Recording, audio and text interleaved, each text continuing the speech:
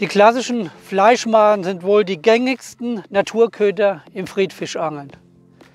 Ich zeige euch in diesem Tutorial meine Lieblingsmethoden, wie ich sie am Haken aufhänge und was ihr unbedingt beachten müsst.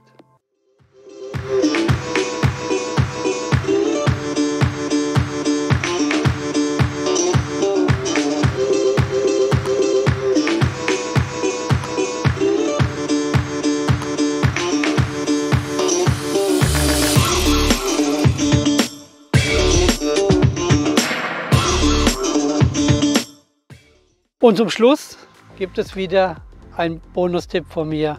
Bleibt dran! Hallo und herzlich willkommen bei MS Friedfischen TV und für alle neuen Gesichter, mein Name ist Michael Schlögl. Meine Passion ist seit über 50 Jahren modernes Friedfischangeln pur.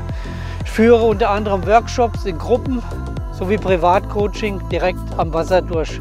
Wer gerne hierzu Interesse hat, der kann mir gerne eine E-Mail schreiben. Nun Film ab. Kommen wir nun zu meiner ersten Variante, der Klassiker schlechthin. Die lebendigen Krabbler werden vorsichtig am dicken Ende und zwar nur an der Haut eingehängt. Das muss man sehr behutsam und gewissenhaft machen, sodass die Maden beim Wurf noch hängen bleiben, aber auch nicht auslaufen. Der Vorteil ist, die Maden zappeln heftig und üben einen speziellen Reiz auf ganz bestimmte Fischarten, wie zum Beispiel Rotaugen, Döbel, Barben, Karauschen, Giebel und so weiter zum Anbiss aus. Wie viel Maden ihr auf den Haken zieht, das hängt ganz davon ab, welche Hakengröße ihr verwendet.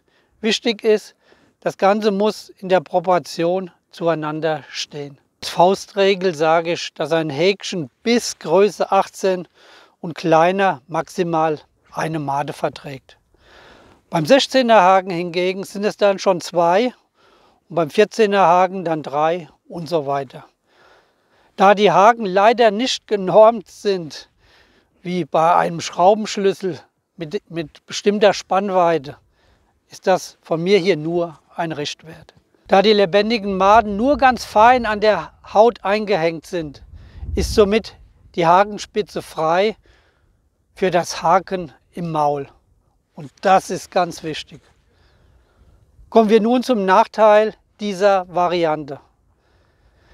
Da die Maden auch im Wasser zappeln, kann sich beim Anschlag in dem Moment die Made um die Hakenspitze legen und verdeckt diesen. Somit bekommt man häufig einen Fehlbiss oder Aussteiger. Man sieht es dann beim Inspizieren des Haken und ärgert sich. Ein weiterer Nachteil ist, dass das Zappeln die Schnurverdrallung am Vorfach erhöht. Ein Glattziehen des Vorfachs hilft nur kurz. Besser ist es gleich, das Vorfach zu erneuern. Wenn 2 Maden gegensätzlich aufgezogen werden, dann wird der Propellereffekt nur ein wenig reduziert, aber nicht wirklich. Das habe ich zumindest festgestellt. Auch ein zusätzlicher kleiner Mikrowirbel kann das Problem nicht immer lösen. Da gibt es für mich nur eine Lösung. Einfach langsamer einkurbeln. Daher bin ich unter anderem auch kein großer Fan von Highspeed-Rollen mit hohem Schnureinzug. Nebenbei bemerkt, beim Stippfischen fallen die eben genannten Nachteile selbstverständlich weg. Ferner kann es an manchen heiklen, schwierigen Tagen vorkommen, dass der Fisch das Metall erkennt und dadurch nicht richtig zupackt. Und da kommen wir auch schon zur Variante 2.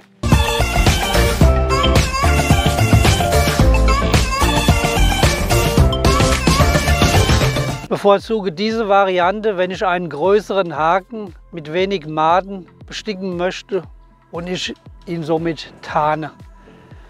In diesem Fall wird die Made auf den Hakenstängel gezogen und verdeckt das Metall. Man kann die Made sogar über das Plättchen ziehen, sodass die Made auf der Schnur ist. Im Hakenbogen selbst wird dann zum Kontern einfach eine oder mehrere Maden an der Haut eingehängt, sodass die Hakenspitze wieder frei bleibt. Jedoch ist hier der große Nachteil, dass durch die L-Form am Haken ein Propellereffekt entsteht, wodurch sich sehr schnell das Vorfach verdrallen kann. Im Gegensatz zum Schleppen beim Forellenangeln oft ein Muss. Kommen wir nun zur Variante Nummer 3.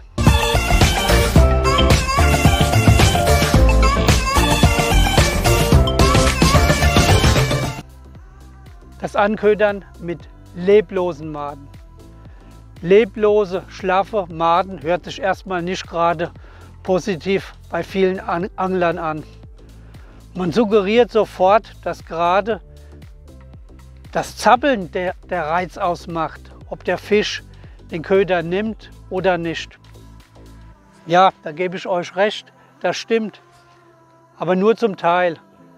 Ich habe es ja auch im Tipp 1 auch so erklärt. Aber es gibt auch schlaue Fische. Oft sind es die alten, erfahrenen, großen Fische, die noch nicht gefangen wurden, wie zum Beispiel große Brassen, Karpfen, Rotaugen und so weiter. Sie wissen aus ihrer eigenen Erfahrung, dass alles, was sich bewegt, eine Gefahr bedeutet. Und sie fressen erst, wenn die Gefahr vorüber ist und sich nichts mehr bewegt.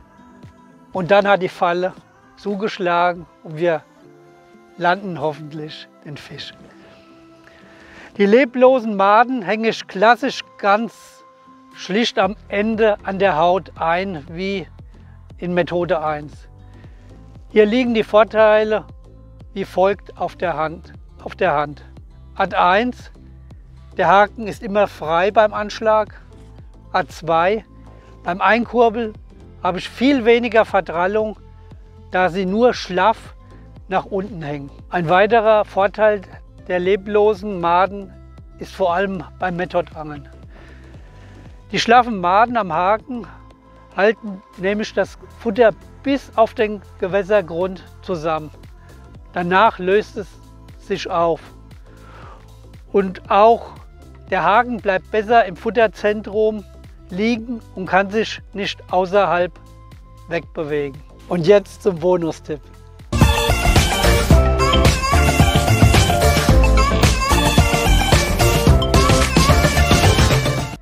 Das ist der krasse Gegensatz, der nach verzweifelten Fehlbissen oft den gewünschten Erfolg bringen kann.